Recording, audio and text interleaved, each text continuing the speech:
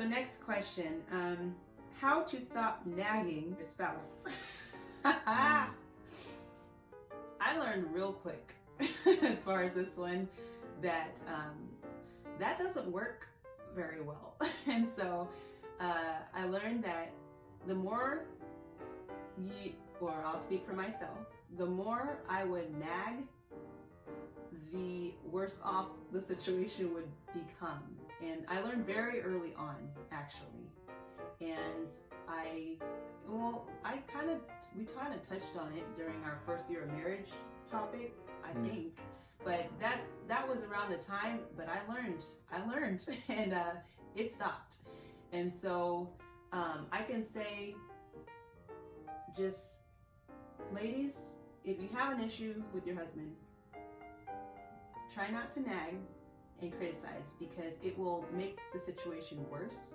They'll get more aggravated, and you'll probably end up not getting what you wanted anyways. And make it a matter of prayer. I know that might sound cliche, but there are so many things that I have, desired, or, maybe naturally would have nagged about, but I just said, be quiet, and pray. And just doing that, and then lo and behold, the situation was taken care of, and I didn't have to say anything, and it was just such a amazing experience. So I was like, wow, so I don't have to nag about this, and it's taken care of, and then our relationship is better because he's not all upset at me or frustrated. So I would just say, even if you want to nag, just try not to, and pray about it. And I believe the Lord will take care of it for you. And just continue to be the wife you need to be to him.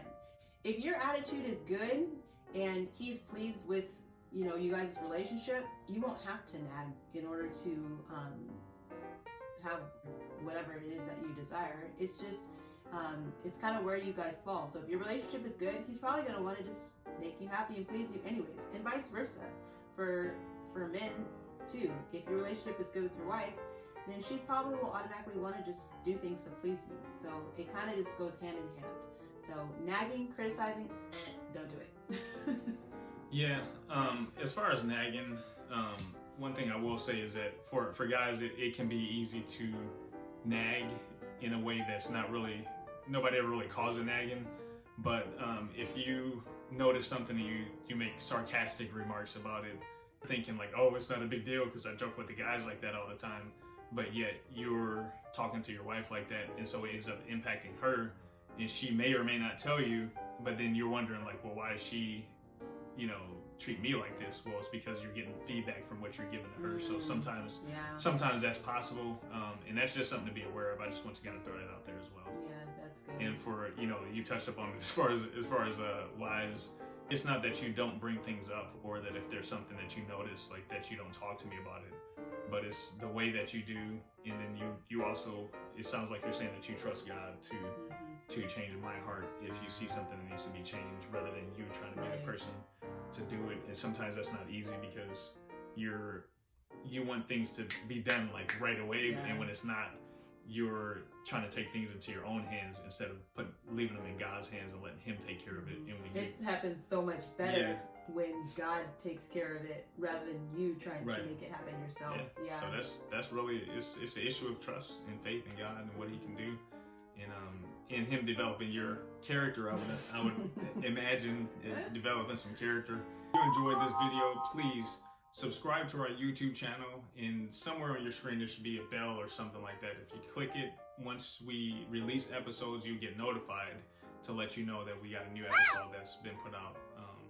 And also, please share this with one person that you know that it would make a difference in. Yes, if there is somebody that you know that would benefit from hearing this advice, please definitely share it with them, or more than one person. Hopefully we can be an encouragement to them as well.